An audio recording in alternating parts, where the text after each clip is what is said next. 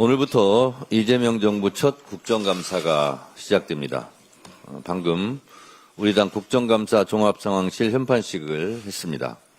삼권 분립의 정신 아래 권력을 감시하고 부족한 부분은 질책하며 잘못된 것은 바로잡는 것이 국회의 책무이자 존재 이유입니다. 기업인에 대한 증인 채택은 최소화하고 완벽한 내란 청산과 국민의 민생 문제에 집중하는 국정감사가 될 수 있도록 최선을 다하겠습니다. 10개월 전 윤석열 일당의 12.3 비상계엄 내란 사태가 발생했습니다. 헌법을 파기하고 민주주의를 말살하려는 역사적 폭거였습니다. 12.3 비상계엄 이후 한국 사회는 두 세력이 극명하게 쟁투를 벌이고 있습니다. 비상계엄에 가담한 세력과 반대한 세력, 비상계엄을 처벌하자는 세력과 반대하는 세력, 비상계엄을 덮으려는 세력과 밝혀내려는 세력이 오늘까지 대립하고 있습니다.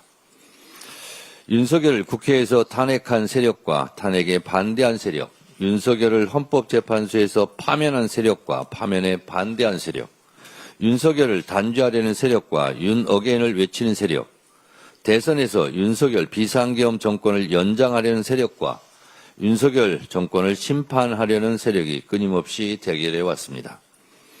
이는 단순한 세력과 세력의 대결로 보이지만 결국 헌법과 반헌법, 민주주의와 반민주주의, 역사와 반역사, 정의와 불의의 대결이었습니다.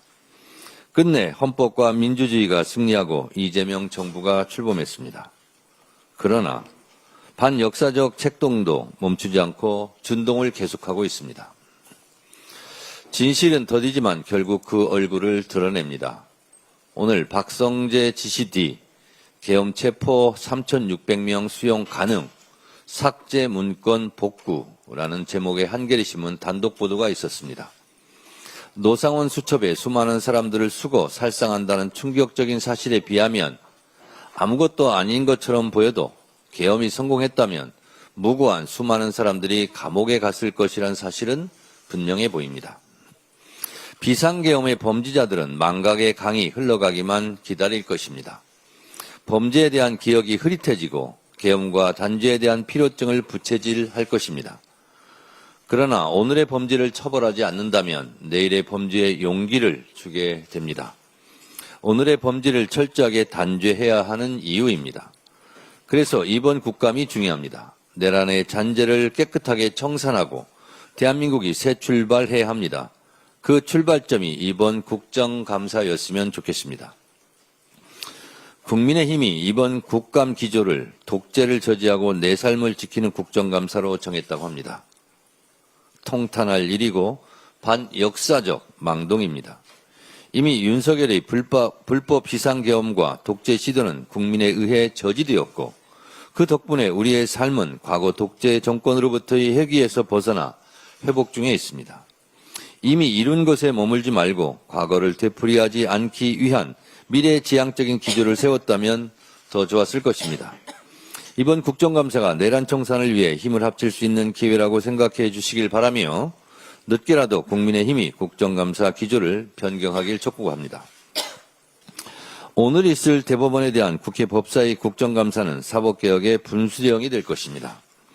대법원장이 안팎으로 존경을 받는 평상시 같았으면 국회 양해를 구하고 대법원장이 국정감사장에서 이석하기도 했는데 지금은 상황이 그러지 못하다는 것을 스스로도 잘 알고 있을 것입니다. 저희 대 대법원장은 국회의 국정감사에 그 어느 누구보다도 충실히 성실하게 임해야 할 것입니다. 대법원 스스로 사법개혁의 길을 만들어 나갈 수 있는 마지막 기회임을 명심하시기 바랍니다. 사법부의 독립과 신뢰를 운운하는데요. 제가 생각하기에는 이렇습니다. 사법부의 독립은 헌법과 양심에 따라 판결했을 때 가능한 것이고 국민도 헌법과 양심에 따라 판결할 것이다 라고 국민들이 인식해야 진정한 사법부의 독립과 신뢰가 이루어질 것입니다. 과연 그런가? 국민들의 생각은 대체적으로 아니 옳시다 라는 생각이 더 많은 것 같습니다. 저도 그렇습니다. 최근 회의에서 우리 국민을 대상으로 하는 범죄가 잇따르고 있습니다. 위급한 상황에 신속히 대처하고 재발을 방지하기 위한 대응체계 구축이 시급합니다. 이스라엘에 구금되었던 우리 국민이 정부와 외교당국의 노력으로 무사히 석방되었습니다.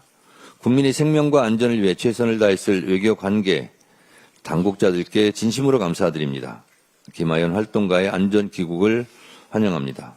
또 캄보디아 내 범죄 집단에 감금당했다가 구출된 한국인 2명의 경우에는 우리 당 박찬대 의원실의 신속한 구조 요청과 외교당국의 공조로 무사히 고국의 땅을 밟을 수 있었습니다. 천만다행입니다. 하지만 아직도 해외 어딘가에서 애타게 구조를 기다리는 우리 국민들이 더 있을 것으로 추측됩니다. 이재명 대통령도 총력 대응을 지시한 만큼 외교부는 해외 취업관리 감독 확대, 범죄 유형별 사전 경보 강화, 피해자 신속 구조를 위한 현지 경찰과의 공조체계 구축 등 구체적이고 실효적인 대책을 마련해 주시기 바랍니다.